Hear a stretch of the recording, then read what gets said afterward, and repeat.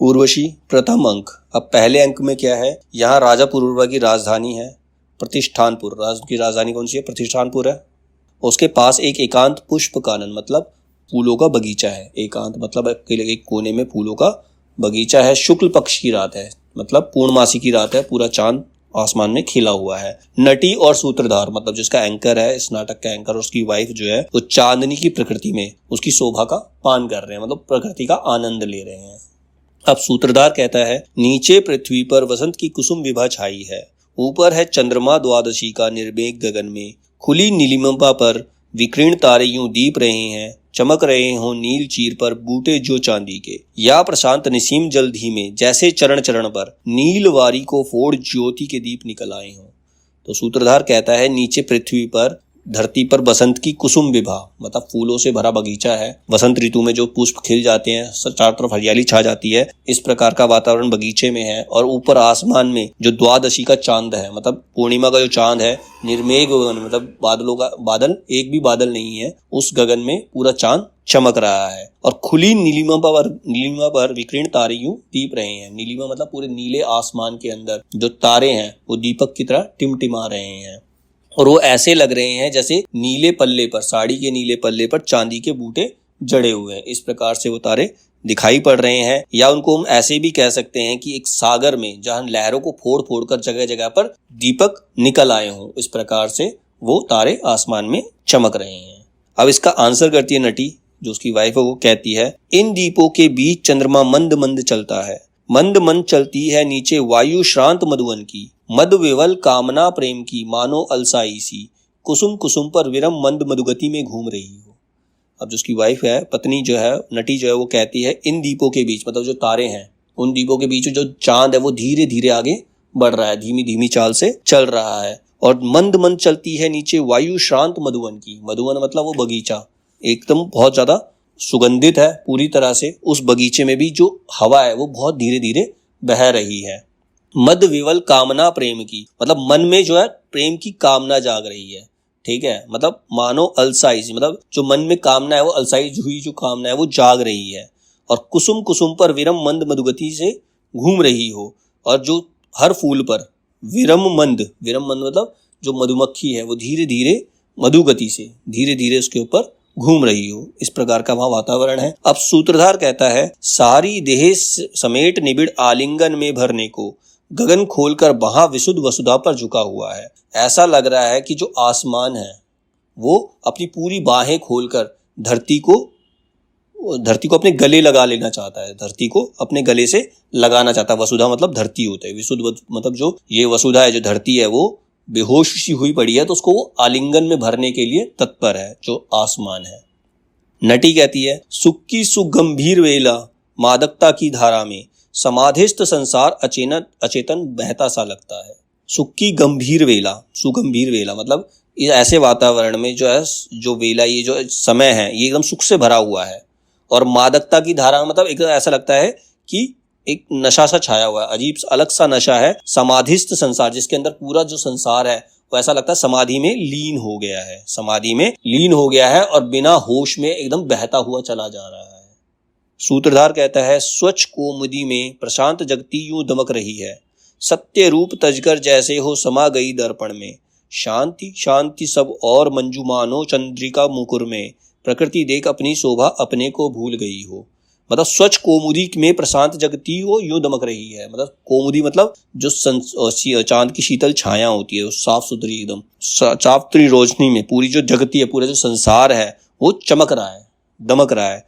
और ऐसा लग रहा है कि वो अपने संसार, जो अपने सत्य रूप को छोड़ करके एक दर्पण के अंदर समा गया है, एक शीशे के अंदर समा गया, मतलब वो सत्य प्रतीत नहीं हो रहा, ऐसा वातावरण है। शब्द और शांति है, शांति सब और मंजुमानो चंद्रिका मुकुर में मतलब जो चांद है, चांद की रोशनी में सब कुछ एकदम शांत शांत सा प्रतीत हो रहा है। प्रकृति देख अपनी शोभा अपने को भूल गई है, मतलब प्रकृति खुद अपनी शोभा को देखकर, इतनी अच्छी प्रकृति हो, इतना अच्छा नेचर हो रखा है कि वो खुद को देखकर खुद को भूल गई है, मतलब प्रकृति भी खुद को भूल गई है।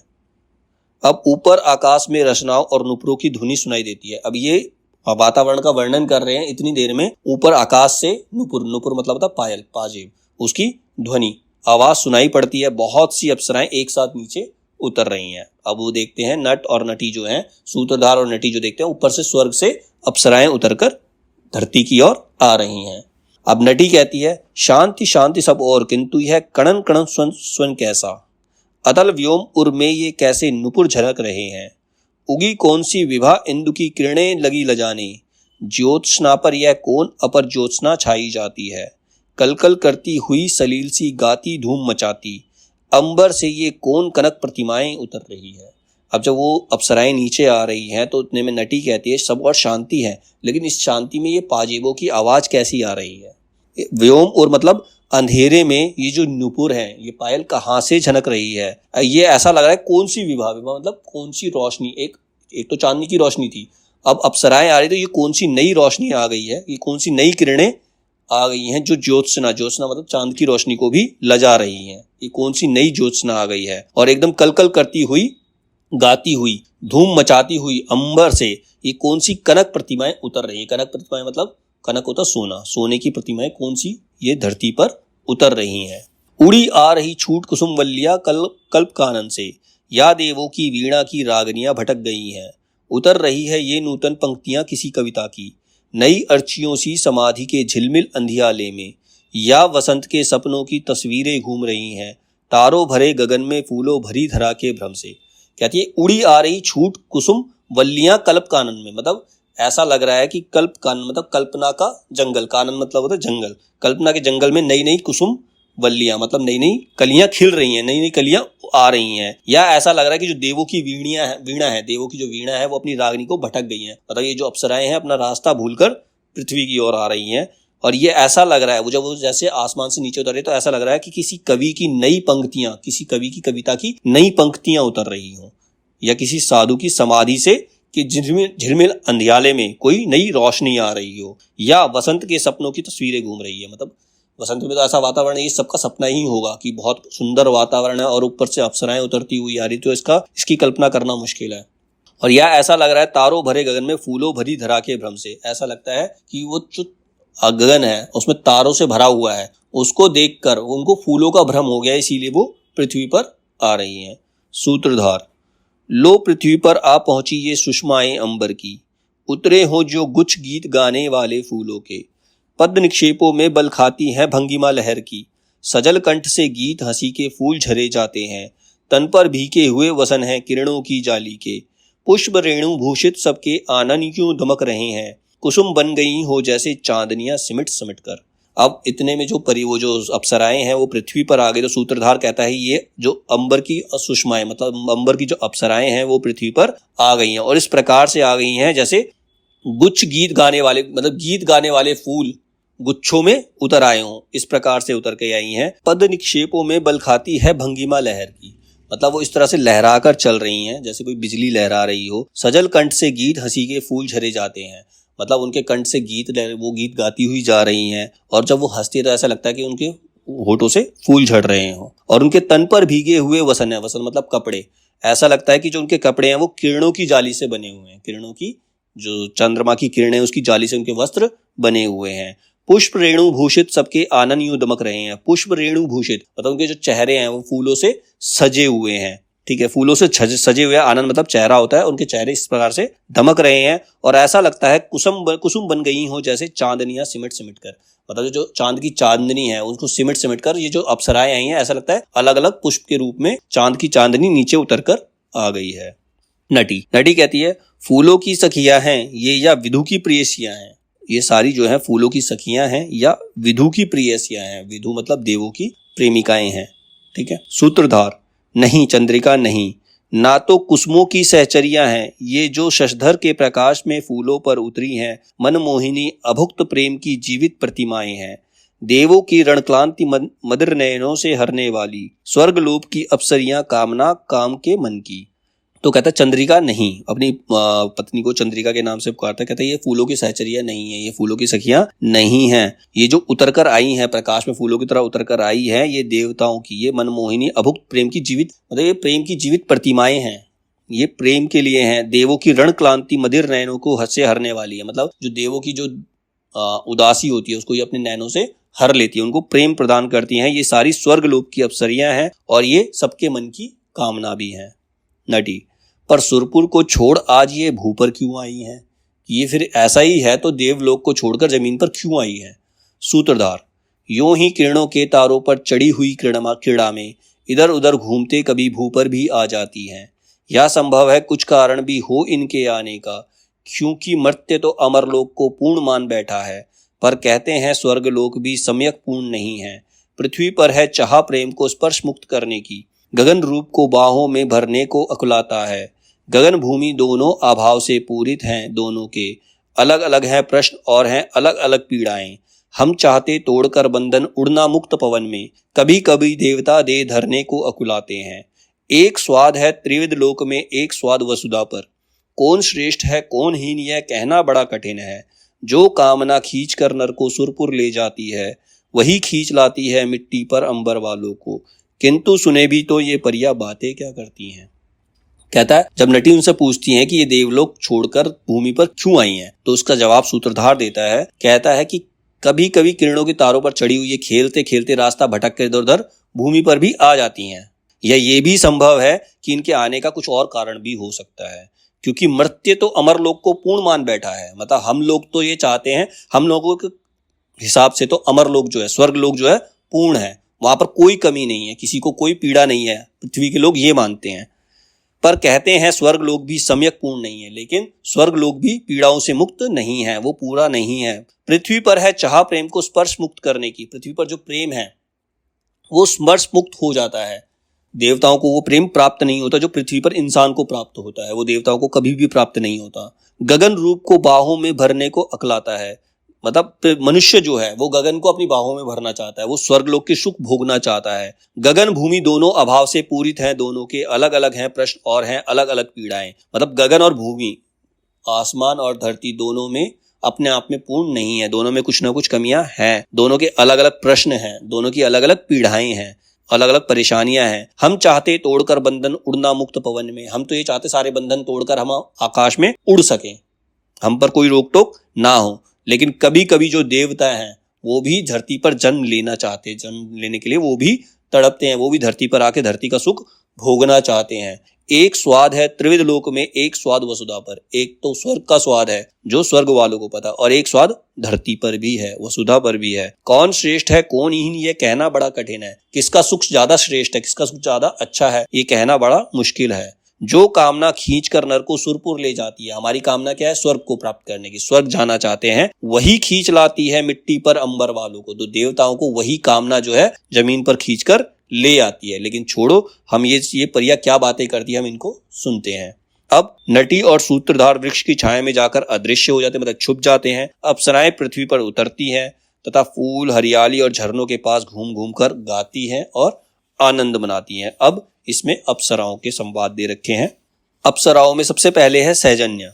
सैजन्य कहती है, धुली चांदनी में शोभा मिट्टी की भी जगती है, कभी कभी यह धरती भी कितनी सुंदर लगती है, जी करता है यहीं रहे हम फूलों में बस जाएं। सैजन्य एक अप्सरा है, कहती है धुली चांदनी में शोभा मिट्टी की भी जगती है। मतलब धुली चांदनी मतलब एकदम चांदनी में मिट्टी जो है ये भी चमकने लगती है, इसकी भी अलग से ही शोभा दिखाई देती है। कभी कभी यह धरती भी कितनी सुंदर लगती है, मतलब कभी कभी ये लगता है कि जो धरती है वो स्वर्ग से भी ज्यादा सुंदर है, और ऐसा जी करता है कि हम यहाँ आकर इन फूलों में ही बस जाएं। अब इसका आंसर करती है रंभा। रंभा कहती है, दूर दूर तक फैल रही दूबों की हरियाली है, बिछी हुई इस हरियाली पर शबनम की जाली है, जी करता है इन शीतल बूंदों में खूब नहाएं। अब रंभा कहती है, दूर दूर तक फैल रही दूबों की हरियाली, दूब होती है हरी घास, कोमल जो घास होती है उसको दूब कहते हैं। दूब उसकी हरियाली चारों तरफ छाई हुई है, और उन घासों के ऊपर ओस की बूंदे बिछी हुई है, हरियाली पर शबनम की जाली है। शबनम होती है ओस, ओस की जाली, ओस की बूंदे एकदम जाली की तरह उसके ऊपर बिछी हुई है, हरी घास के ऊपर बिछी हुई है, और ऐसा जी करता है कि इन शीतल बूंदों में हम नहाएं, इस पे लोट लोट कर हम नहाएं। मेनका कहती है, आज शाम से ही हम तो भीतर से हरी हरी हैं, लगता है आकंठ गीत के जल से भरी भरी है, जी करता है फूलों को प्राणों का गीत सुनाए। अब मेनका कहती है, आज तो हम शाम से ही, मतलब पृथ्वी पर आकर हम एकदम मन हरा हरा हो गया है, और जो गीत है हमारे मन से निकल रहे हैं, हमारे जो गीत मन जो है वो गीत गाने को करता है। ऐसा लगता है कि इन फूलों को हम गीत सुनाएं, इन फूलों को गीत सुनाएं। रंभा, बिछा हुआ है जाल रश्मि का मही मग्न सोती है, अभिमृत्यु को देख स्वर्ग को भी ईर्ष्या होती है। कहते बिछा हुआ है जाल रश्मि का, चारों तरफ रश्मि मतलब चांद की रोशनी, रश्मि जो है वो चांद की रोशनी, बिछा हुआ है जाल रश्मि का मही मग्न सोती है, और धरती जो है एकदम मग्न होकर सो रही है, उस जाल के अंदर मग्न होकर सो रही है। अभी मृत्यु को देख स्वर्ग को भी ईर्ष्या होती है। अब इस पृथ्वी को देख करके स्वर्ग वालों को भी ईर्ष्या हो रही है कि ये कितनी सुंदर है, यहाँ पर कितनी सुंदरता है, कितना आनंद है और कितनी शांति है। मेनका कहती है, कौन भेद है क्या अंतर है धरती और गगन में, उठता है यह प्रश्न कभी रंभे तेरे भी मन में। कहती है इस धरती में और इस गगन में क्या अंतर है, क्या तुम्हारे मन में भी, रंभा से पूछती, क्या तुम्हारे मन में भी यह प्रश्न उठता है कि ये धरती और गगन में क्या अंतर है। रंभा, प्रश्न उठे या नहीं किंतु प्रत्यक्ष एक अंतर है, मर्त्यलोक मरने वाला है पर सुरलोक अमर है। अमिट स्निग्ध निर्धूम शिखासी देवों की काया है, मर्त्यलोक की सुंदरता छोड़ तो क्षण भर की माया है। कहती है प्रश्न उठे या नहीं हो, प्रश्न उठे या ना उठे, लेकिन एक प्रत्यक्ष अंतर तो है। मर्त्यलोक जो मरने वाला, मतलब पृथ्वी पर सबकी आयु लिमिटेड है, सबको एक ना एक दिन मरना है, सारी चीज जो भी चीज यहाँ पर आएगी उसको खत्म होना ही है। लेकिन जो सुरलोक है, देवलोक जो है वो अमर है, जो आज जैसा है वो कल भी वैसा ही रहेगा। अमिट स्निग्ध निर्धूम शिखासी देवों की काया है, देवों की काया ना कभी बूढ़ी होती है, ना कभी मतलब उस पर कभी भी बुढ़ापा नहीं आया, ना वो कमजोर होते हैं, कुछ नहीं होता उन्हें, ना ही वो कभी मरते हैं। लेकिन मर्त्यलोक की सुंदरता क्षण भर की माया है, मतलब जो धरती की जो सुंदरता है वो क्षण भर के लिए। अभी वसंत ऋतु है तो वातावरण इतना सुंदर है, जब गर्मी पड़ेगी तो सब कुछ झुलस जाएगा। ठीक है। मेनका कहती है, पर तुम भूल रही हो रंभे नश्वरता के वर को, भू को जो आनंद सुलभ है नहीं प्राप्त अंबर को। हम भी कितने विवश गंध पी कर ही रह जाते हैं, स्वाद व्यंजनों का न कभी रसना से ले पाते हैं। हो जाते हैं तृप्त पान कर स्वर माधुरी स्वर्ण से, रूप भोगते हैं मन से या तृष्णा भरे नयन से। पर जब कोई ज्वार रूप को देख उमड़ आता है, किसी अनिर्वचनीय सुधा में जीवन पड़ जाता है। उस पीड़ा से बचने की तब राह नहीं मिलती है, उठती जो वेदना यहाँ खुलकर ना कभी खिलती है। किंतु मर्त्य जीवन पर ऐसा कोई बंध नहीं है, रुके गंध तक वहां प्रेम पर यह प्रतिबंध नहीं है। नर के वश की बात देवता बने कि नर रह जाए, रुके गंध पर या बढ़कर फूलों को गले लगाए। पर सुर बने मनुज भी वे यह स्वत्व न पा सकते हैं, गंधों की सीमा से आगे देव न जा सकते हैं। क्या है यह अमृतत्व समीरो सा सौरभ पीना है, मन में धूम मिटे शांति से युग युग तक जीना है। पर सोचो तो मर्त्य मनुज कितना मधुरस पीता है, 2 दिन ही हो पर कैसे वह धधक धधक जीता है। इन ज्वलंत वेगों के आगे मलिन शांति सारी है, क्षण भर की उमंग तरंग पर चिरता बलिहारी है। अब मेनका एक्सप्लेन करती है, पर तुम भूल रही हो रंभा, नश्वरता जो हमारा जो नश्वरता का वर है, वो नश्वरता का जो वर है, भू को जो आनंद सुलभ है, जो भूमि पर आनंद है वो हमें प्राप्त नहीं है। हम अमर तो हैं, लेकिन वो आनंद हमें नहीं प्राप्त होता जो पृथ्वी वालों को प्राप्त होता है, जो थोड़े समय के लिए ही हो जाए। हम कितने विवश गंध पीकर ही रह जाते हैं। अब सुरलोक में, देवलोक में क्या होता है, सिर्फ गंध पीकर, गंध मतलब सुगंध से ही रूप का भी दर्शन कर लेते हैं, मतलब सारी तृप्तियां उनको सुगंध से ही करनी पड़ती है। वो एक दूसरे को टच नहीं कर सकते, छू नहीं सकते, किसी चीज को खा नहीं सकते, किसी चीज का स्वाद नहीं ले सकते, वो उनको केवल गंध ही पी करके जीवित रहना होता है। स्वाद व्यंजनों का न कभी रसना से ले पाते हैं, किसी भी चीज का हमें स्वाद प्राप्त नहीं होता। हो जाते हैं तृप्त पान कर स्वर माधुरी श्रवण में, मतलब किसी भी चीज को सुन करके हम तृप्त हो जाते हैं, और किसी के रूप को भोगना है तो हम उसको देख कर ही, तृष्णा भरे नयनों से देखकर ही हम अपने आप को शांत कर लेते हैं। जब किसी रूप को देखकर मन में कोई ज्वार उठता है, कोई अजीब सी लहर उठती है, तो किसी अवर्चनीय सुधा में जीवन पड़ जाता है। वो भूख ऐसी होती है जो शांत नहीं होती, लेकिन हम उसके आगे विवश हैं, हम उसके आगे जा भी नहीं सकते। उस पीड़ा से बचने की तब राह नहीं मिलती, उस पीड़ा से बचने का कोई रास्ता हमारे पास नहीं होता है। जो वेदना हमारे अंदर उठती है वो कभी खुलकर खिलती नहीं है।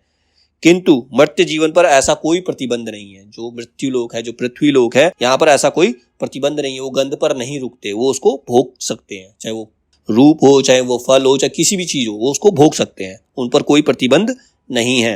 नर के वश की बात देवता बने कि नर रह जाए, नर चाहे देवता भी बन जाए। नर क्या होता है, इन सब चीजों को छोड़कर सन्यासी बनकर देवता बन सकता है, लेकिन जो देवता है वो कभी मनुष्य नहीं, वो मनुष्य बनकर भी मनुष्य का सुख नहीं भोग सकता। वो गंधों की सीमा से देव आगे नहीं जा सकता। अगर वो मनुष्य बन भी जाए तो भी उसकी सीमा में उसे रहना पड़ता है। क्या है यह अमृतत्व? यह अमृतत्व है क्या? समीरों सा सौरभ पीना है, मतलब एक सौरभ, मतलब सौरभ होता है अमृत, मतलब एक हवा की तरह हम जी रहे हैं। मन में धूम समेट शांति से युग युग तक जीना है, मतलब सारी धूम जो है मन में हमें समेट कर, जो मन की, जो हमारी ज्वार है, जो भी चीजें हैं, जो हमारी शुद्ध है उसको मन में ही रखकर हमें लंबे समय तक जीना है, शांति से जीते ही चले जाना है। पर सोचो मर्त्य मनुष्य कितना मधुर रस पीता है, लेकिन जो मृत्यु लोक में जो मनुष्य जन्म लेता है उसको कितना मधुर रस प्राप्त होता है, वो किन किन चीजों का भोग कर सकता है, वो कितना सुख प्राप्त कर सकता है। चाहे दो दिन का ही जीवन है, उसमें भी वो धड़क धड़क के जीता, मतलब कभी उसको सुख होता है कभी दुख होता है, उसे सारे आनंद प्राप्त होते हैं, सारे दुख भी प्राप्त होते हैं। और इन ज्वलंत वेगों से आगे मलिन शांति सारी है, लेकिन इन ज्वलंत वेगों से आगे जाते हैं तो सारी शांति जो है इसके आगे मलिन है, हमारी शांति जो है वो बेकार है, हमारा अमृत किसी काम का नहीं है। इसकी जो क्षण पर की जो उन्मन तरंग है उस पर जो हमारी चिड़ता है, जो हमारा लंबे समय का जीवन है, वो 100 बार बलिहारी हो सकता है, हम उसको छोड़ सकते हैं अगर ये सुख हमें प्राप्त हो तो। सहजन्य, अब सहजन्य कहती है, साधु साधु मेनके तुम्हारा भी मन कहीं फंसा है, मिट्टी का मोहन कोई अंतर में आन बसा है, तुम भी हो बन गई महीतल पर रूप सी किसी मर्त्य नयनों की रस प्रतिमा उर्वशी किसी की, सखी उर्वशी तुम भी लगती कुछ मदमाती हो, मृत्यों की महिमा तुम भी तो उसी तरह गाती हो। अब ये सुनकर सहजन्य कहती है, बहुत बढ़िया मेनका, ऐसा लगता है तुम्हें भी किसी मनुष्य से प्रेम हो गया है। मिट्टी के मोहन मतलब तुम्हारा मन भी किसी मिट्टी के इंसान पे आकर फंस गया है, तुम भी किसी पृथ्वीवासी की रूपसी बन गई हो, प्रेमिका बन गई हो, तुम्हारा मन भी उर्वशी की तरह किसी मनुष्य के प्रेम में फंस गया है। उर्वशी का एग्जाम्पल दे रही है, तुम भी किसी मनुष्य की उर्वशी बन गई हो, और ऐसा लगता है कि मृत्यु की महिमा तुम भी उसी तरह गाती जैसे उर्वशी ने किया था। उर्वशी भी एक मनुष्य के प्रेम में पड़ गई थी, तो तुम भी आज उर्वशी जैसी प्रतीत हो रही हो। रंभा, अरे ठीक तू सहजन्य, अच्छी याद दिलाई, आज हमारे साथ यहाँ उर्वशी नहीं क्यों आई।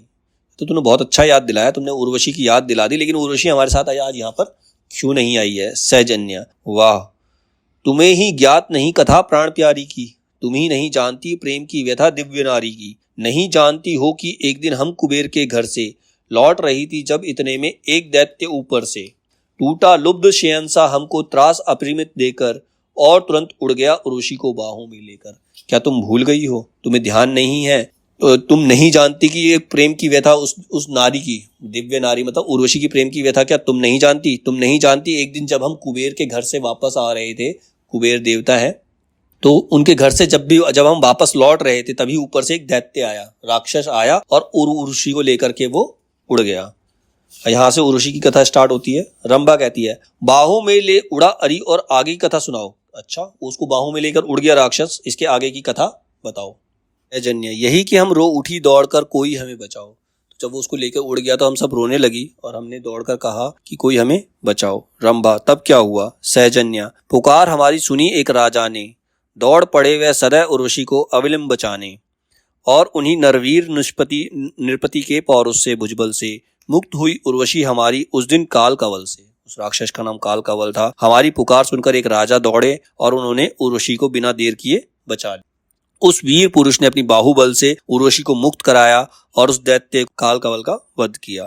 रंभा, ये राजा तो बड़े वीर हैं सहजन्या, और परम सुंदर भी, ऐसा मनोमुग्धकारी तो होता नहीं अमर भी, इसलिए तो सखी उर्वशी उषा नंदन वन की, सुरपुर की कौमुदी कलित कामना इंद्र के मन की, सिद्ध विरागी की समाधि में राग जगाने वाली, देवों के शोणित में मधु में आग लगाने वाली, रति की मूर्ति रमा की प्रतिमा तृषा विस्मय नर की, विदु की प्राणेश्वरी आरती शिखा काम के कर की, जिसके चरणों पर चढ़ने को विकल व्यग्र जन है, जिस सुषमा के मंदिर ध्यान में मग्न मुग्ध त्रिभुवन है, पुरुष रतन को देख न वह रह सकी आप अपने में, डूब गई सुरपुर की शोभा मिट्टी के सपने में, प्रस्तुत है देवता जिसे सब कुछ देकर पाने को, स्वर्ग कुसुम वह स्वयं विकल है वसुधा पर जाने को।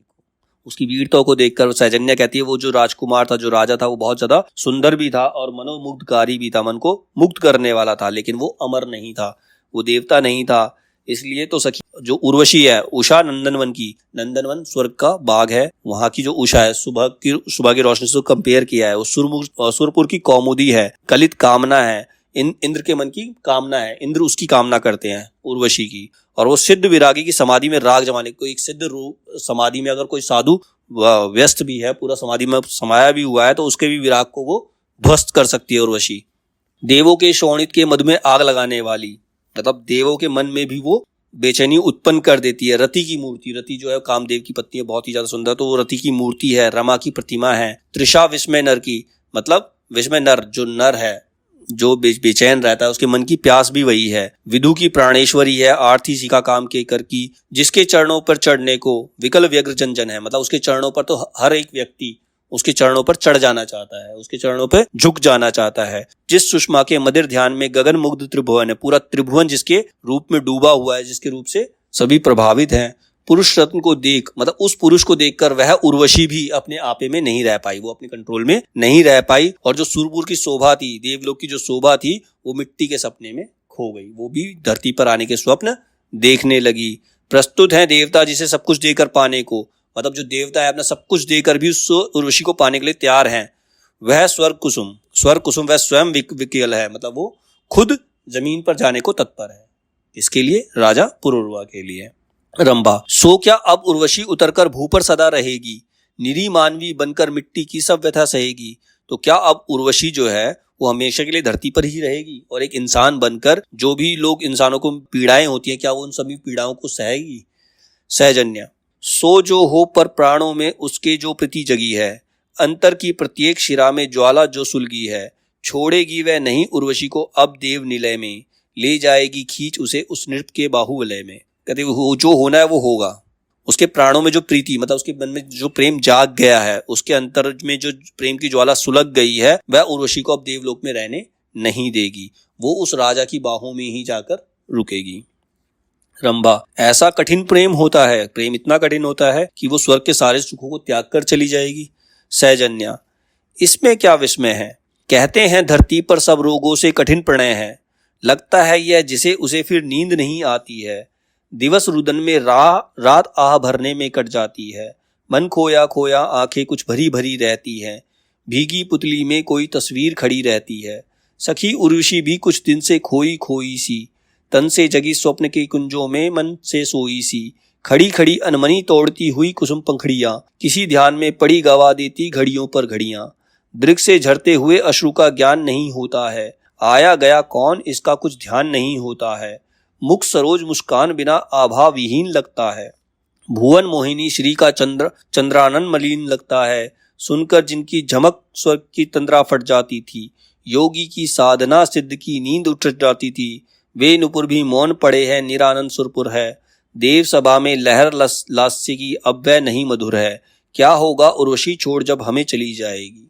अब वो प्रेम का वर्णन कर रही है कि इसमें कोई विस्मय नहीं है, इसमें कोई अचंभे की बात नहीं है। सब लोग कहते हैं कि धरती पर सारे रोगों से कठिन जो है प्रेम है, प्रेम सबसे बड़ा रोग है। लगता है यह जिसे उसे फिर नींद नहीं आती, जिसे प्रेम रोग लग जाता है उसे कभी नींद नहीं आती, ठीक से नींद नहीं आती है। दिवस रुदन में रात आह भरने में कट जाती है, पूरा दिन रोते हुए निकल जाता है और रात को आह भरने में ही पूरी रात निकल जाती है। मन खोया खोया आंखें कुछ भरी भरी रहती है, पूरा दिन मन खोया रहता है, किसी चीज में मन नहीं लगता है, उसकी आंखें हमेशा भरी भरी रहती है। भीगी पुतली में कोई तस्वीर खड़ी रहती है, आंसुओं से भरी आंखें हैं, उसके अंदर कोई एक तस्वीर हमेशा खड़ी रहती है, किसी न किसी का चेहरा उसमें दिखाई देता है। सखी उर्वशी भी उस दिन से खोई खोई सी, तन से जगी स्वप्न के कुंजों में मन से सोई सी। तो उर्वशी जिस दिन से उस राजा ने उस उर्वशी को बचाया है, वो भी खोई खोई सी लगी है।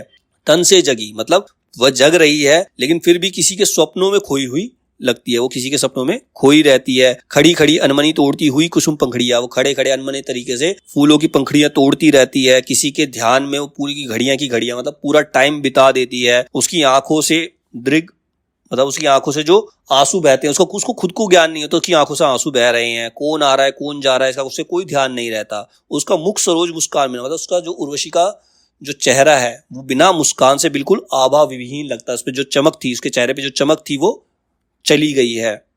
उसका जो चंद्रमा जैसा मुख था वो मलिन सा लगता है, मैला सा लगता है। जिसकी पायल की झनकार सुनकर, तंद्रा मतलब जो पहाड़ों के अंदर जो दरार होती है वो भी फट जाती है, जिसकी पायल की धुन सुनकर, आवाज सुनकर। एक योगी की साधना भी भंग हो जाती है जिसकी पायलों की झनकार सुनकर। वे नुपुर भी मौन पड़े, उन पायलों की झनकार सुने काफी दिन हो गए हैं। निरानंद सुरपुर है, पूरा देवलोक बिना आनंद के लगता है, ऐसा लगता है देवलोक में कोई आनंद है ही नहीं। देव सभा में एकदम से शांति छाई पड़ी है। अब मुझे ये लगता है कि जब वो उर्वशी जो है, जो अब हमें छोड़कर देवलोक से पृथ्वीलोक पर चली जाएगी, तो इस देवलोक का क्या होगा। रंभा, स्वर्ग बनेगा मही, मही तब सुरपुर हो जाएगी। सहजन्य पर हम परियों का इतना भी रोना क्या, किसी एक नर के निमित्त इतना धीरज खोना क्या। हम भी हैं मानवी की जो ही प्रेम उगे रुक जाए, मिले जहां भी दान हृदय का वहीं मग्न झुक जाएं। प्रेम मानवी की निधि है, अपनी तो वह क्रीड़ा है। प्रेम हमारा स्वाद, मानवी की आकुल पीड़ा है। जन्मी हम किस लिए, मौत सबके मन के भरने को, किसी एक को नहीं मुग्ध जीवन अर्पित करने को। सृष्टि हमारी नहीं संकुचित किसी एक आनंद में, किसी एक के लिए सुरभि हम नहीं संजोती तन में। तो अब रंभा कहती है कि जब जो उर्वशी है देवलोक से पृथ्वीलोक चली जाएगी तो जो पृथ्वी है वो तो स्वर्ग बन जाएगी और जो स्वर्ग है वो पृथ्वी की तरह हो जाएगा। सहजन्य, हम परियों का क्या रोना, हमें प्रेम में नहीं रोना चाहिए। हमें एक मनुष्य के लिए अपने धीरज को नहीं खोना चाहिए। हम कोई मनुष्य नहीं है, हम कोई नारी नहीं है कि जब हमारे मन में प्रेम उगे और हम एक ही जगह रुक जाएं। मतलब ऐसा नहीं है कि हमें किसी ने हृदय दिया और हम उसी के लिए झुक जाएं, ऐसा हमारी अप्सराओं के लिए नहीं है। ये जो प्रेम है ये मानवी की निधि है, मतलब ये नारियों की निधि है, उनकी पूंजी है, नारियों की पूंजी है। हमारे लिए तो ये खेल है, अपनी तो यह क्रीड़ा है, अप्सराओं के लिए क्रीड़ा है, खेल है एक। प्रेम हमारा स्वाद, मानवी की आकुल पीड़ा है। प्रेम हमारे लिए एक स्वाद की तरह है जो हम भोग करते हैं, लेकिन जो नारी है उसके लिए वो प्रेम जो है वो पीड़ा है। जो मृत्यु लोक की जो मानवी है, नारी जो है, उसके लिए वो प्रेम पीड़ा है। हम किस लिए जन्मी है, हम तो सबके मन को भरने के लिए, सबके मन को तृप्त करने के लिए हमारा जन्म हुआ है। हम किसी एक को जीवन अर्पित नहीं कर सकते। हमारी सृष्टि इतनी संकुचित नहीं है कि हम एक फेस पर आकर, एक मुख पर आकर रुक जाए। हमें तो सभी को तृप्त करना है, हमें सभी को सुख प्रदान करना है। खल खल कर बह रहा मुक्त जो कुलहीन वह जल है, किसी गेय का नहीं दीप जो हम वह धृति कोमल है। रचना की वेदना जगा जग में उमंग भरती हैं, कभी देवता कभी मनुज का आलिंगन करती हैं। पर यह परिरंभण प्रकाश का मन का रश्मि भ्रमण है, गंधों के जग में दो प्राणों का निर्मित भ्रमण है।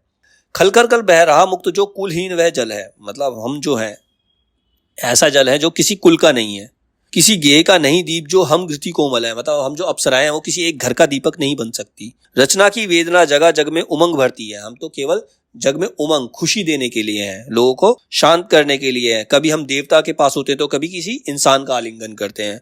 हम कभी प्रकाश हैं तो कभी मंद रश्मि है, और गंध के जग में दो प्राण हैं उसमें भी हम निर्मुक्त भ्रमण करती है। ये देवता और मनुष्य के बीच में जो अप्सराएं हैं वो निर्मुक्त जो है भ्रमण कर सकती हैं। वो सच है कभी कभी तन से मिलती रागमयी हम, कनक रंग में नर को रंग देती अनुरागमयी हम। देती मुक्त उड़ेल अधर मधुताप्त तप्त अधरों में, सुख से देती छोड़ कनन कलशों की उष्ण करों में। पर यह तो रसमय विनोद है, भावों का खिलना है, तन की उद्वेलित तरंग पर प्राणों का मिलना है। कहती सच है कभी कभी तन से मिलती, मतलब कभी कभी हमें भी प्रेम हो जाता है, कभी किसी से मिलते तो हमें भी प्रेम हो जाता है। कनक रंग में नर को रंग देती अनुरागमयी हम, मतलब उनको एकदम सोने के रंग में रंग देती है, मनुष्यों को एकदम से सोने के रंग में रंग देती है। देती मुक्त उड़ेल अधर मधुताप्त तप्त अधरों को, मतलब उनपे जो उनके अधर है, उनके होठों को हम अमृत प्रदान कर देते हैं कभी कभी। शुद्ध देती छोड़ कनक कलशों की उष्ण करों को, पर यह तो रसमय विनोद है, भावों का खिलना है। ये तो हमारे लिए एक खेल है, विनोद मतलब हमारा मनोरंजन है, ये हमारे भाव जो खिलते हैं। तन की उद्वेलित तरंग पर प्राणों का मिलना है, जो मन में जो एक मन को उद्वेलित करने की जो तरंग होती है उसकी वजह से एक मिलन होता है। ये रचना की वेदना जगाती पर ना स्वयं रचती हम, बंद कर कहीं विविध पीड़ाओं में ना कभी पछती हम सागर आत्मजा सिंधुसी ही असीम उच्छल हैं, इच्छाओं की अमित तरंगों में झंकृत चंचल है। मतलब रचना की वेदना जगाती, मतलब हमारी जो रचना हुई है मनुष्य के मन में वेदना तो जगाती है, लेकिन हम उन वेदना को खुद नहीं रचते। बंद कर कहीं विविध पीड़ाओं में हम कभी नहीं पछती हम, मतलब किसी पीड़ा में बंद कर रहना हमें स्वीकार नहीं है। अप्सरा जो है वो किसी भी प्रेम में पड़कर पीड़ा को प्राप्त नहीं करती है। हम सागर आत्मजा सिंधु सी असीम उच्छल है, मतलब सागर से जो लहरें उठती हैं हम उन लहरों की तरह हैं, अपनी मर्जी से आती हैं और अपनी मर्जी से जाती हैं। हम तो हैं अप्सरा पवन में मुक्त विरह हरने वाली, गीत नाद सौरभ सुहास में सबको भरने वाली। अपना है आवास न जाने कितनों की चाहों में, कैसे हम बंद रहे किसी नर की दो बाहों में। और उर्वशी जहां वास करने पर आन तुली है, उस धरती की व्यथा अभी तक उस पर नहीं खुली है। वो कहती है हाँ अप्सराएं जो हैं हमें जो कितने ही लोग चाह ले, लेकिन हम किसी की बाहों में कैद होकर नहीं रह सकती। हम तो कई लोगों की चाह है, लेकिन जो उर्वशी है जो पृथ्वी पर जाना चाहती है उसने अभी तक धरती की व्यथा को देखा नहीं है, धरती के दुखों को उसने अभी देखा नहीं है। सहजन्य, कौन व्यथा उर्वशी भला पाएगी भू पर जाकर, सुखी होगा उसे वहां प्रियतम को कंठ लगाकर।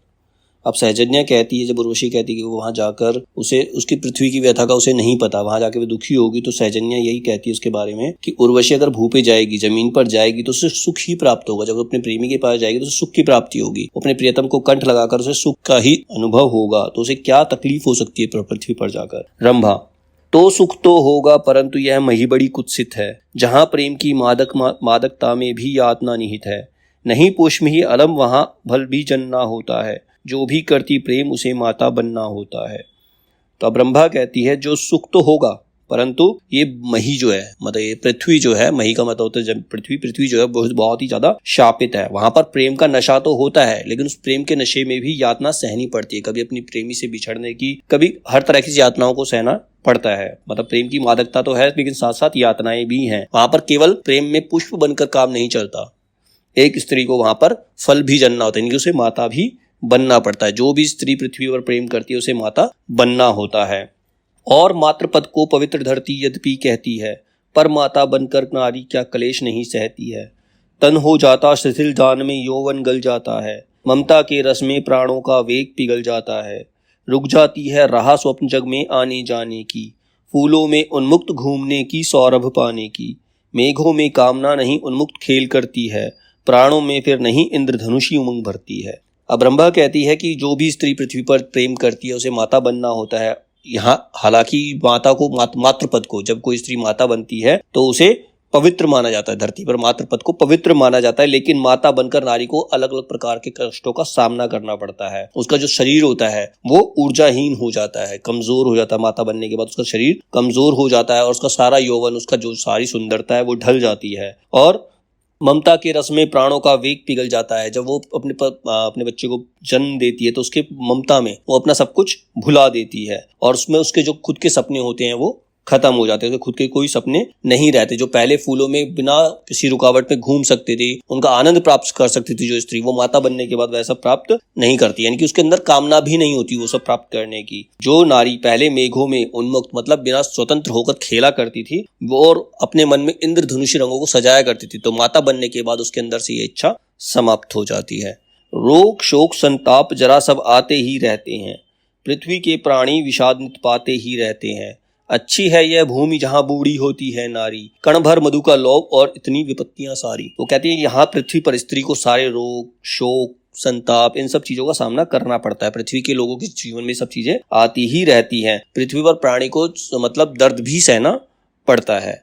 यह भूमि बहुत अच्छी है, लेकिन इस भूमि पर जाकर जो नारी होती है, जो स्त्री होती है, वो बूढ़ी होती है और थोड़े से प्रेम के लिए उसे इतनी सारी विपत्तियों का सामना करना पड़ता है। सहजन्य कहती है, उफ ऐसी है घृणित भूमि, तब तो उर्वशी हमारी सचमुच ही कर रही नरक में जाने की तैयारी। तूने भी रंभे निर्घिन क्या बातें बतलाई हैं, अब तो मुझे महिष रौरव सी पड़ती दिखलाई है। अब सहजन्या कहती है भूमि जो है इतनी घृणित है, जिसके बारे में हम इतनी अच्छी अच्छी कल्पना कर रहे थे, वहां पर इतने सारे कष्टों का सामना करना पड़ता है। फिर तो जो उर्वशी जो पृथ्वी पर जाने की तैयारी कर रही है, वो एक तरह से नरक में जाने की तैयारी कर रही है। तूने रंभा जो मुझे ये बातें बतलाई हैं, उससे तो अब मुझे इस पृथ्वी पर जो भी मैं अच्छे अच्छे सपने देख रही थी वो सारे गलत दिखलाई पड़ रहे हैं। गर्भवार उर्वशी मानवी के समान ढोएगी, यह शोभा यह गठन दे की यह प्रकांति खोएगी। जो अयोनिजा स्वयं वही योनि संतान जनेगी, यह सुरमय सौरभ की कोमल प्रतिमा जननी बनेगी। किरणमयी यह परी करेगी यह विरूपता धारण, वह भी और नहीं कुछ केवल एक प्रेम के कारण। सहजन्या कह रही है कि अब उर्वशी मानवी के समान, एक स्त्री के समान जाकर क्या गर्भभार को ढोएगी? क्या वह अपने सुंदर शरीर की जो प्रकांति है, सुंदरता है, जो अपने शरीर की सुंदरता उसको खो देगी? जो खुद अयोनिजा है, मतलब जो खुद गर्भ से पैदा नहीं हुई, वो अपने गर्भ से संतान को पैदा करेगी और अपना सुरमय सौरभ की जो कोमल प्रतिमा, मतलब जो स्वर्ग की कोमल प्रतिमा के रूप में मानी जाती है, क्या वो एक जननी बनेगी? क्या वो एक संतान को जन्म देगी? और यह जो परी है, जो किरणमयी परी है, जो स्वर्ग को शोभित करती है, क्या वो विरूपता धारण करेगी? क्या वो अपनी सुंदरता को खो देगी? वह भी और कुछ नहीं। और ये सब किस लिए? सिर्फ एक प्रेम के लिए, एक व्यक्ति के प्रेम के लिए वो इतना सब कुछ करेगी? ये प्रश्न कर रही है सहजन्या। रंभा, हाँ अब परिया भी पूजेगी प्रेम देवता जी को, और स्वर्ग की विवाह करेगी नमस्कार धरती को। जहां प्रेम राक्षसी भूख से क्षण क्षण अकुलाता है, प्रथम ग्रास में ही यौवन की ज्योति निकल जाता है। धर देता है भून रूप को दाहक आलिंगन से, छवि को प्रभाहीन कर देता ताप्त तप चुंबन से। पतझड़ का उपमान बना देता वाटिका हरि को, और चूमता रहता फिर सुंदरता की ठठरी को। इसी देव की भावों में झुलसेगी अब परियां भी, यौवन को कर भस्म कर बनेंगी माता अप्सरियां भी। अब रंभा उसकी बातों का जवाब देती है, हाँ अब जो परियां हैं वो भी प्रेम देवता की पूजा करेगी, वो भी प्रेम में पढ़कर पृथ्वी को नमस्कार करेगी, वो भी पृथ्वी पर जाकर नमस्कार करेगी प्रेम। और ये जो प्रेम है ये एक ऐसी राक्षसी भूख है कि वो सबसे पहले यौवन, सबसे पहले सुंदरता को, यौवन को ही निगल जाता है। वो पूरे रूप को भून कर रख देता है एक आलिंगन में, प्रेम भरे आलिंगन में भरकर पूरा रूप दहल जाता है, दहक जाता है। और जो छवि है, जो इतनी सुंदर छवि है, उसको प्रभाहीन, तेजहीन कर देता है। एक चुंबन से ही उस छवि को वो तेजहीन कर देता है और एक हरी भरी वाटिका को वो पतझड़ में बदल देता है। और फिर उसी को, सुंदरता की पुतली को वो हमेशा चूमता रहता है। इसी देव की भावों में झुलसेगी अब परियां भी। देव कौन? प्रेम देवता। इस प्रेम देवता की बाहों में अब जो परियां हैं वो भी झुलसेंगी, वो भी अपने यौवन को माता बनकर, अब जो अप्सराएं हैं वो भी अपने यौवन को माता बनकर भस्म कर देंगी। पुत्रवती होगी शिशु को गोदी में हलराएंगी, मंदिर तान को छोड़ सांस से हरी लोरी गाएंगी, पहनेंगी कंकुची चीर से क्षण क्षण गीली गीली, नेह लगाएंगी मनुष्य से देह करेंगी ढीली। अब जो अप्सरियां हैं, जो अप्सराएं हैं वो भी पुत्रवती होंगी और अपने बच्चे को गोदी में हिला हिला कर खिलाएंगी, और मंदिर की तान को छोड़कर, उससे मतलब जो स्त्री पूजा पाठ करती है, पूजा पाठ छोड़कर अपने शिशु को सुलाने के लिए लोरियां गाएंगी, और अपने शरीर पर उस वस्त्र को, गीले वस्त्र को धारण करेगी जो उसके शिशु से, जो उसका शिशु गीला कर देगा, उसी गीले वस्त्र को वो धारण करेगी और एक मनुष्य से प्रेम करके अपनी देह को पूरी तरह से उसे समर्पित कर देगी। मेनका, पर रंभे क्या कभी बात यह मन में आती है, माता बनने ही त्रिया कहाँ कहाँ पहुंच जाती है। गलती है हिमशिला सत्य है गठन गेह की खोकर, पर हो जाती वह असीम कितनी प्यस्विनी होकर। युवा जननी को देख शांति कैसे मन में जगती है, रूपमती भी सखी मुझे तो ये वही त्रिया लगती है। जो गोदी में लिए शेरमुख शिशु को सुला रही हो, अथवा खड़ी प्रसन्न पुत्र को पलना झुला रही हो। अब इतनी सारी बातें उन्होंने बताई, रंभा ने बताई, तो मेनका उसके कहती है कि ये बात भी हमारे मन में आती है कि जब एक स्त्री माता बन जाती है तो वो कहाँ से कहाँ पहुंच जाती है, उसका स्थान जो होता है बहुत ऊपर चला जाता है। वो एक हिमशिला, मतलब एक बर्फ की शिला के समान हमेशा उसकी जो जवानी है वो गलती जाती है, वो अपने आप को खुद को गलाती रहती है, लेकिन अपने शिशु से बहुत ज्यादा प्रेम करती है, उससे बहुत ही ज्यादा प्रेम करती है। जब एक युवा जननी को देखते हैं तो कैसी शांति मन में जगती है। जो रूपमती है, जो स्त्री रूपमती है, वो भी अपने शिशु को गोदी में लिए हुए, शीरमुख शिशु मतलब दूध पीते हुए बच्चे के, दूध मुआ बच्चा जो होता है, शीर का मतलब दूध मुआ जो बच्चा होता है, उसको जब सुला रही होती है तो कितनी प्रसन्न होती है जब वो अपने पुत्र को, अपने बच्चे को झूला झुला रही होती है। अब रंभा, उधर से एक अप्सरा गुनगुनाती हुई उड़ती आ रही है, फिर उसको देखकर रंभा कहती है, अरे ओ देख तो उधर कौन यह गुनगुन कर गाती है, रंगी हुई बदली सी उड़ती कौन चली आती है, तुम्हें नहीं लगता क्या जैसे इसे कहीं देखा है। अब इतनी देर में एक अप्सरा और उड़कर गुनगुनाते हुए आ रही है, तो उसे देखकर रंभा कहती है, उधर देखो वो कौन आ रहा है जो बादल में से उड़ते हुए चली आ रही है, क्या तुम्हें इसको देखकर ऐसा नहीं लगता इसको हमने कहीं देखा है। सहजन्या, दुत पगली, यह तो अपनी ही सखी चित्रलेखा है। वो बताती है कि ये तो हमारी सखी चित्रलेखा है। अब सबकी सब कहती है, अरे चित्रलेखे हम सब हैं यहाँ कुसुम के वन में, जल्दी आ सब लोग चले उड़ होकर सात गगन में, भीग रही है वायु रात अब बहुत अधिक गहराई। अब सारी मिलकर चित्रलेखा से कहती है, हम सब यहाँ फूलों के वन में है, जल्दी से आ जाओ, हम साथ उड़कर अब स्वर्गलोक चलते हैं, क्योंकि अब जो रात है बहुत ज्यादा गहरी होती चली जा रही है। चित्रलेखा, रुको रुको क्षण भर सहचरियो, आई मैं यह आई, खेल रही हो यहीं अभी तक तारों की छाया में, स्वर्ग भूल ही गया तुम्हें भी मिट्टी की माया में। अब वो कहती है, तुम रुको, सहेलियों से कहती है, तुम रुको, मैं अभी आ रही हूँ, तुम अभी तक यहीं तारों की छाया में खेल रही हो, स्वर्ग तो तुम्हें भूल भी चुका है, तुम यहाँ मिट्टी की माया में खो करके स्वर्ग को भूल चुकी हो क्या। चित्रलेखा आकर पहुंचती है, फिर सेजन्या कहती है, तेज तेज सांसें चलती है, धधक रही छाती है, चित्रो तू इस तरह कहाँ से थकी थकी आती है। उसको देखकर सहजन्या कहती है कि तुम्हारी सांसें इतनी तेज चल रही है और तुम्हारा सीना इतनी जोर से धड़क रहा है, तुम इतनी थकी थकी सी कहाँ से आ रही हो, उससे पूछती है सहजन्या चित्रलेखा से। चित्रलेखा, आज सांस से सखी उर्वशी को ना रंच भी कल थी, नृप से मिलने को वह अत्यंत विकल थी, कहती थी यदि आज कांत का अंक नहीं पाऊंगी तो शरीर को छोड़ पवन में निश्चय मिल जाऊंगी। अब वो कहती है, चित्रलेखा कहती है, आज शाम से ही उर्वशी ने मुझे परेशान कर रखा है, वो पुरूरवा से, राजा पुरूरवा से मिलने के लिए बहुत ही ज्यादा बेचैन है। वो कहती है अगर आज मैं उनसे नहीं मिली तो मैं अपने शरीर को छोड़कर पवन में विलय हो जाऊंगी, यानी कि वो अपने शरीर को त्याग देगी।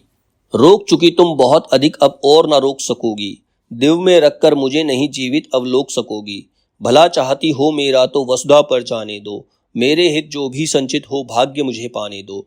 तो अब ये उर्वशी चित्रलेखा से कह रही है कि उर्वशी ने मुझे ऐसा कहा, चित्रलेखा कहती है उर्वशी ने मुझसे ऐसा कहा कि तुम मुझे बहुत रोक चुकी हो, लेकिन अब तुम मुझे नहीं रोक पाओगी। तुम मुझे कोई भी बहाना देकर अगर तुमने मुझे यहाँ रोका तो तुम मुझे जीवित नहीं देख सकोगी।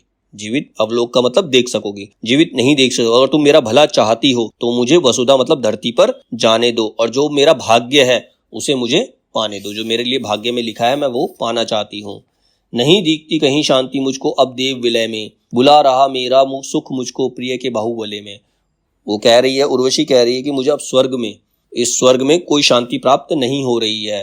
मुझे मेरा सुख मेरे प्रिय के बाहों में ही नजर आ रहा है। मैं अपने प्रिय के पास जाना चाहती हूँ। स्वर्ग स्वर्ग मत कहो, स्वर्ग में सब सौभाग्य भरा है, पर इस महास्वर्ग में मेरे हित क्या आज धरा है। स्वर्ग स्वप्न का जाल, सत्य का स्पर्श खोजती हूँ मैं, नहीं कल्पना का सुख जीवित हर्ष खोजती हूँ मैं। तृप्ति नहीं अब मुझे सांस भर सौरभ पीने से, ऊब गई हूँ दबा कंठ नीरव रहकर जीने से।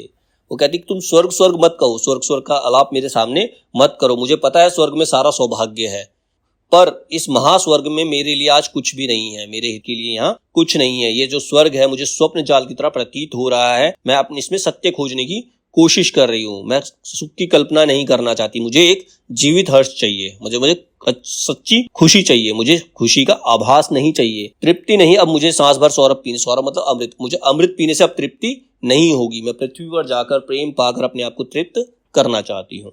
लगता है कोई शोणित में स्वर्ण तरी खेता है, रह रह मुझे उठा अपनी बाहों में भर लेता है। कौन देवता है जो यूं छुप छुप कर खेल रहा है, प्राणों में रस की अरूप माधुरी उड़ेल रहा है। जिसका ध्यान प्राणों में मेरे यह प्रमोद भरता है, उसे बहुत निकट होकर जीने को जी करता है। अब मुझे ऐसा लग रहा है कि स्वर्ग में स्वर्ण तरी मतलब जो सोने की जो चमक है, इसके अंदर मुझे कोई छू रहा है, कोई मुझे अपने बाहों में भरने के लिए अकुला रहा है। और ये पता नहीं कौन सा देवता है, मतलब प्रेम देवता, कोई बोले प्रेम देवता जो छुप छुप कर मेरे साथ खेल रहा है और मेरे प्राणों में रस भर रहा है। वो मेरे अंदर एक नया जोश भर रहा है और मुझे अपने प्रेमी के पास जाने के लिए प्रेरित करता है। यही चाहती हूँ कि गंध को तन हो उसे धरूं मैं, उड़ते हुए अधे स्वप्न को बाहों में जकड़ूं मैं। निराकार मन की उमंग को रूप कहीं दे पाऊं, फूटे तन की आग और मैं उसे में तैर नहाऊं। कहीं हूं इसलिए चित्र लेके मत देर लगाओ, जैसे भी हो मुझे आज प्रिय के समीप पहुंचाओ। वो कहती है मैं चाहती हूं कि मैं किसी के तन की गंध को अपने आप में महसूस करूं, किसी के शरीर की गंध को महसूस करूं, किसी की बाहों में झूलूं मैं जाकर, और जो मेरे मन में निराकार मूर्ति है मैं उसको कोई ना कोई आकार देकर उसे अपने गले से लगाऊं और उसके प्रेम में डूब जाऊं मैं। इसीलिए चित्रलेखा अब और ज्यादा देर मत लगाओ, मुझे जल्दी से जल्दी मेरे प्रियतम के पास पहुंचा दो। अब ये सुनकर सहजन्या कहती है, सहजन्या तो तुमने क्या किया? सहजन्या से पूछते तुमने क्या किया? चित्रलेखा, अरे क्या और भला करती मैं, कैसे नहीं सखी के दुख संकल्पों से डरती मैं। आज सांझ को ही उसको फूलों से खूब सजाकर, सुरपुर से बाहर ले आई सबकी आंख बचाकर। उतर गई धीरे धीरे चुपके फिर मर्त्य भुवन में, और छोड़ आई हूं उसको राजा के उपवन में। अब वो चित्रलेखा करती तो मैं और क्या करती, उसका दुख मुझसे देखा नहीं गया, उसका जो दुख था मुझसे देखा नहीं किया, इसीलिए मैंने उसको फूलों से सजाकर और सबकी आंखों से बचाकर देवलोक से बाहर लेकर आई और धीरे धीरे उसे राजा के उपवन में छोड़कर आई हूँ। रंभा, छोड़ दिया निस्संग उसे प्रियतम से बिना मिलाए, क्या तुमने उपवन में उसको प्रियतम से बिना मिलाए ही छोड़ दिया? चित्रलेखा, युक्ति ठीक है वही समय जिसको उपयुक्त बताए, अभी वहां आई थी राजा से मिलने को रानी, हमें देख लेती तो वह फिर बढ़ती वृथा कहानी।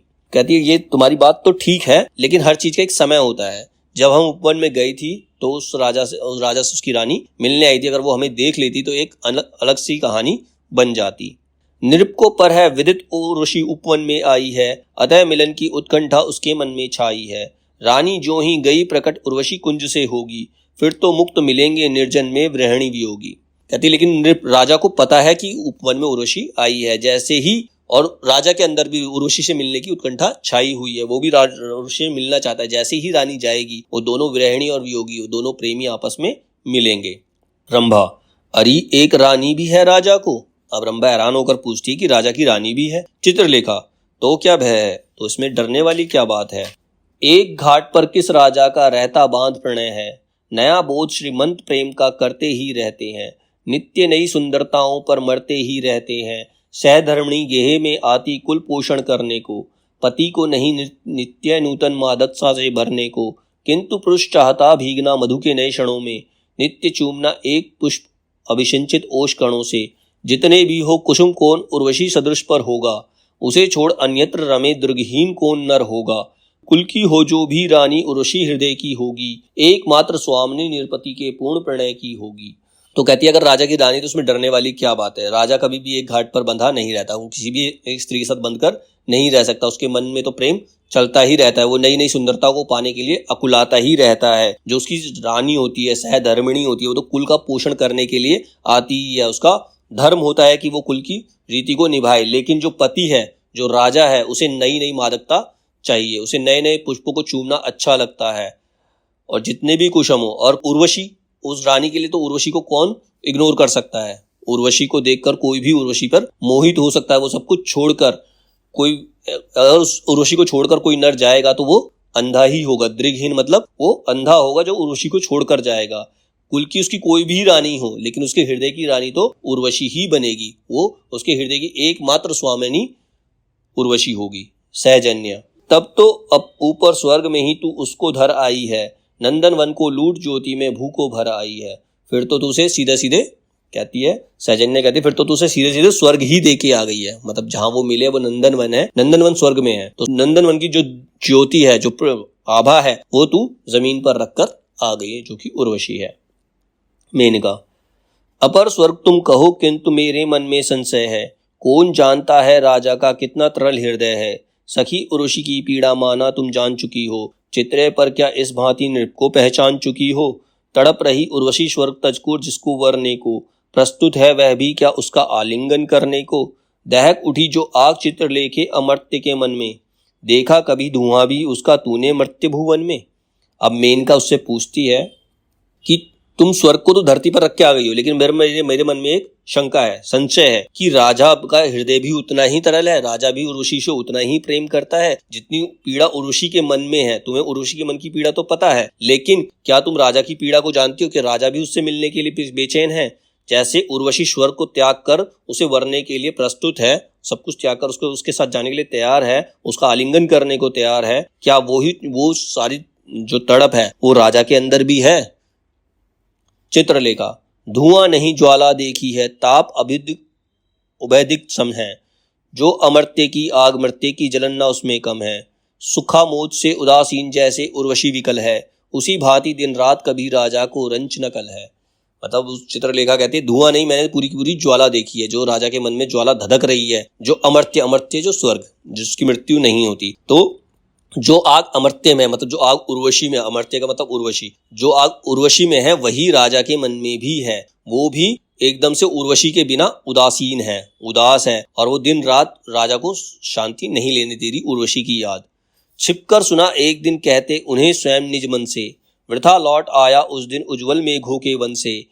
नीति भीति संकोचशील का ध्यान न टूक लाना था, मुझे तृप्त उस सपने के पीछे पीछे जाना था। मैंने एक दिन राजा को अपने आप से बातें करते सुना था कि जब वो उर्वशी को उसने राक्षस से बचाया था, तो उसने अपने कुल का मान रखने के लिए जो वापस लौट गया था, तो उस दिन को वो ये सोच रहा था कि मैं उस दिन मुझे वापस नहीं आना चाहिए था, मुझे उस सुख के पीछे पीछे जाना चाहिए था। एक मूर्ति में सिमट गई किस भांति सिद्धिया न सारी, कब था ज्ञात मुझे इतनी सुंदर होती है नारी। लाल लाल वे चरण कमल से कुमकुम से जावक से, तन की रक्तिम कांति शुद्ध जो धुली हुई पावक से। जग भर की माधुरी अर्ण अधरों में धरी हुई सी, आंखों में वारुणी रंग निद्रा कुछ भरी हुई सी। तन प्रकांति मुगल अनंत उषाओं की लाली सी, नूतनता संपूर्ण जगत की संचित हरियाली सी।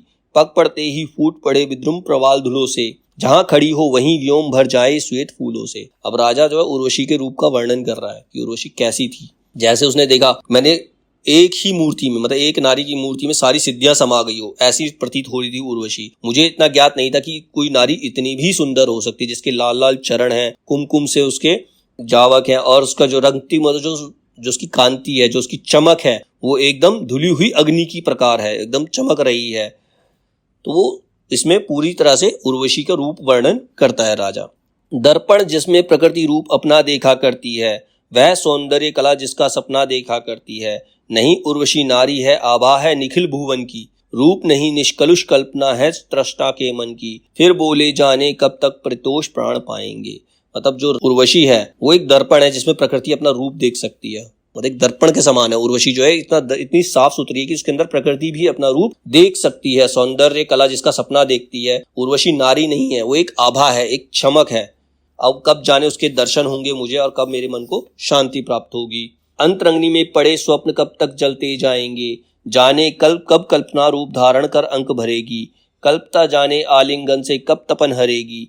आह कौन मन पर यो मड़ सोने का तार रही है, मेरे चारों ओर कौन चांदनी पुकार रही है। अब राजा ये सोच रहा है कि कब उससे दोबारा मिलन होगा, कब वह उसका आलिंगन करेगा, कब उसके मन का जो ताप है वो शांत होगा। नक्षत्रों के बीच प्राण के नभ में बोने वाली और रसमयी वेदनाओं में मुझे डुबोने वाली, स्वर्ग लोक की सुधे अरि ओ आभा नंदन मन की, किस प्रकार तुझ तक पहुंचाऊं पीड़ा मैं निज मन की। स्यात अभी तप की अपूर्ण है ना तो भेद अंबर को, छुआ नहीं क्यों मेरे आहों ने तेरे अंतर को। अब वो राजा कह रहा है, उर्वशी से कह रहा है कि मैं कैसे अपना संदेश जो है तुम तक पहुंचाऊं, अपने मन की पीड़ा मैं तुम तक कैसे पहुंचा सकता हूं, अब तक मेरे मन की पीड़ा तुम्हारे अंतर मन तक क्यों नहीं पहुंची है।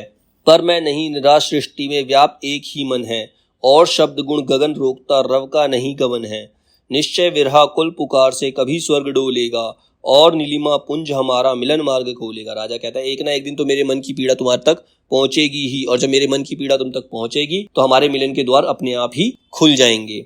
मेरे अश्रु ओस बनकर कल द्रुम पर छाएंगे, परिजात वन से प्रसून आहों से कुमलाएंगे।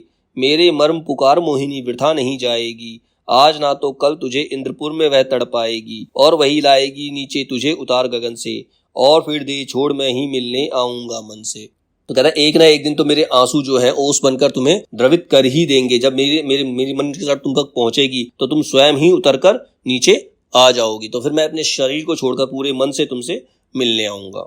सहजन्या यह कराल वेदना पुरुष की मानव प्रणय वृत्ति की, क्या इतना विकल है वो, इतनी वेदना है उसके मन में, इतना वो उर्वशी से मिलने के लिए तड़प रहा है। चित्रलेखा यही समुद्वेलन नर का शोभा है रूपमती की, सुंदर थी उर्वशी आज वह और अधिक सुंदर है, राका की जय तभी लहर उठता रत्नाकर है।